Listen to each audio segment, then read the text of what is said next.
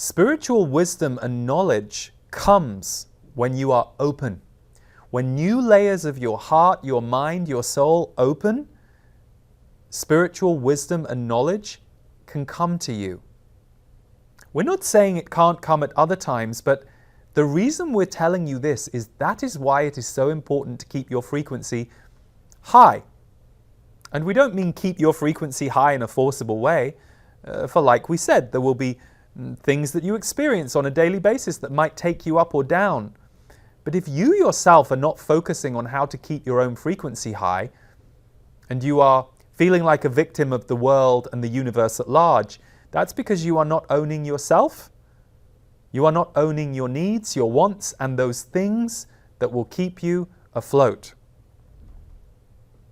The byproduct of filling yourself up is you will open to wisdom, intuition, and spiritual higher power. But you have to create the environment in which that can enter. Do you only go to your intuition, your spiritual wisdom, when you are in need of help? When you are in a crisis? What if you had practices that allowed you to simply enter the realm of peace every day? And we know many of you have.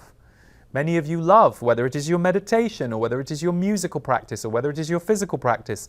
You are very clear that these frequency shifts you experience through these activities are good and beneficial for you. Well, we will say, in these times more than ever before in your life, they are where your power lies, and they are where your power will enter. Create the environment for your next level of consciousness, your next level of heart power, your next level of wisdom, and your next level of feeling connected to life. Not running away from it, not judging it, not hiding from it, not hating it. None of those are true states. They are moments on a journey. Yes, they can be moments you pass through, but they are not places to live.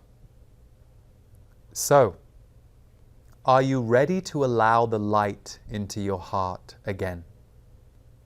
Are you ready to allow the light into your heart again?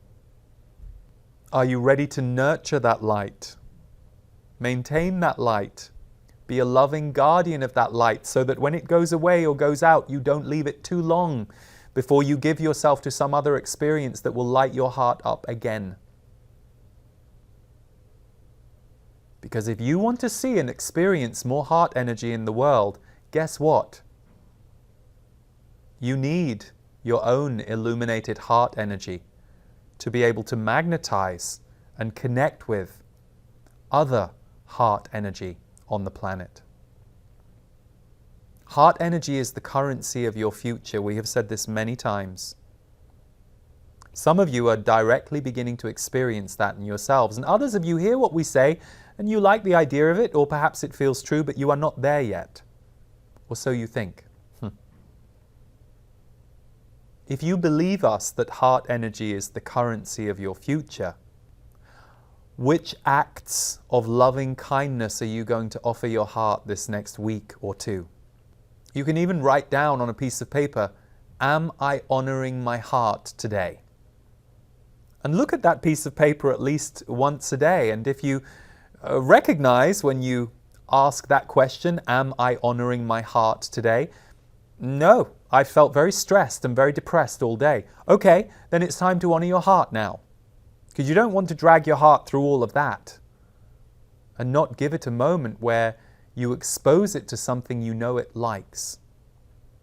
A piece of music, a walk in nature, a phone call or connection with a friend or a loved one that you always feel uplifted with and by. You will be the guardian of your heart energy during this time. And if you aren't, you will find this time more tricky than you need to.